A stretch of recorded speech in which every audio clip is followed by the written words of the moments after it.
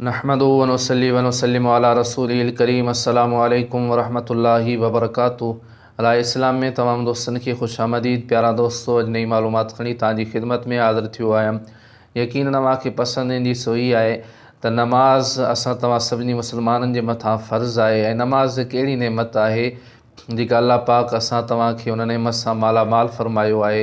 ऐं नमाज़ पढ़ण वारो माण्हू हक़ीक़त में ख़ुशनसीब माण्हू आहे जंहिंखे अल्लाह पाक पंहिंजे अॻियां झुकण जी जेका आहे सो नेमत सां मालामाल फ़रमायो आहे ऐं पंहिंजे अॻियां झुकण जी नेमत सां ऐं बरकतनि सां मालामाल फ़रमायो आहे। यकीन इहा तौफ़ीक़ हर हिक खे नसीब नाहे थींदी, पर अल्लाह पाक जी दरबार मां इहा ख़ासि इनायत आहे उन्हनि नमाज़ियुनि जे लाइ जेके यकीननि पंहिंजे रब जे आॾो पंहिंजी पेशानी खे झुकाइनि था। ख़ुशनसीब माण्हू आहिनि, लेकिन नमाज़ जी पाबंदी करणु असां तव्हां सभिनी जे मथां लाज़मी ऐं ज़रूरी आहे।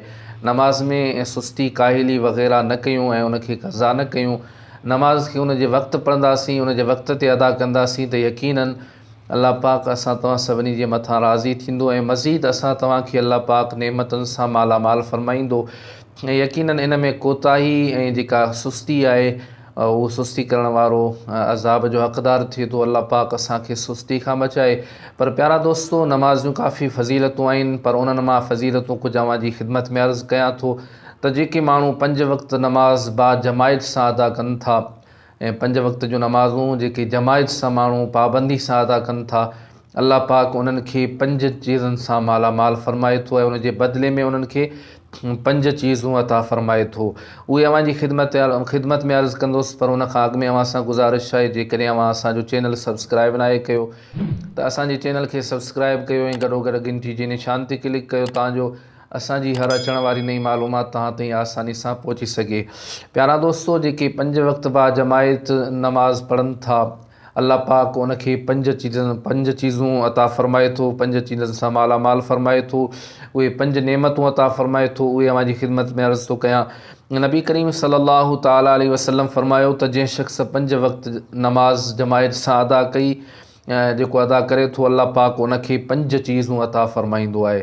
उहे 5 चीज़ूं हीअ आहिनि। पहिरीं नंबर ते दुनिया में उहो कॾहिं बि मोहताज न थींदो। जमायत सां 5 वक़्त नमाज़ पढ़ण वारो माण्हू उनखे जेका पहिरीं चीज़ अता फ़रमाए थो अल्लाह पाक, उहो हीअ आहे त उहो दुनिया में कॾहिं मोहताज कोन थींदो। ऐं ॿिए नंबर ते अल्लाह पाक उनखे क़ब्र जे अज़ाब खां बि बचाईंदो। ऐं 3 नंबर ते नाम ए अमाल उन जे साॼे हथ में ॾिनो वेंदो।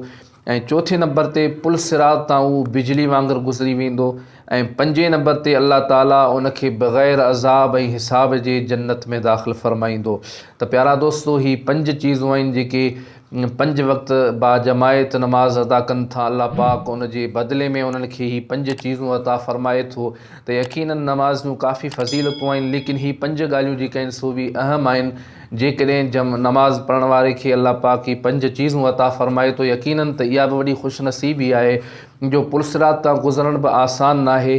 पर जेकॾहिं उहो नमाज़ी जमायत सां नमाज़ पढ़ण वारो, पाबंदी करण वारो बिजली वांगुरु जेकॾहिं पुलसिरात तां गुज़री वञे त यकीनन इहा बि अल्लाह पाक जी दरबार मां हिकु वॾी नेमत आहे। अल्लाह पाक असां तव्हांखे नमाज़ में सुस्ती खां बचाए, काहिली खां बचाए ऐं 5 वक़्त बाजमायत नमाज़ अदा करण जी तौफ़ीक़ अता फ़रमाए।